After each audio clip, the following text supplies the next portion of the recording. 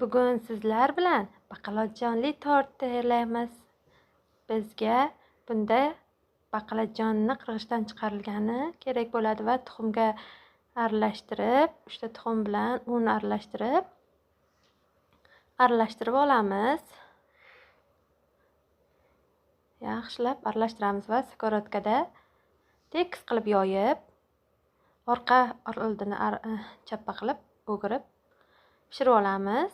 Bodringni qirg'ichdan chiqarib, pomidorlarni to'g'rab, bitta-bitta ustidan masalliqlarni terib chiqamiz.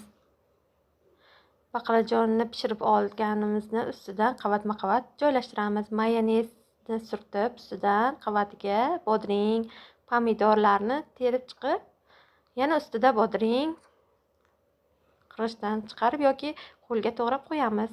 Mana salatimiz tayyor bo'ldi. Yoqimli ishtaha.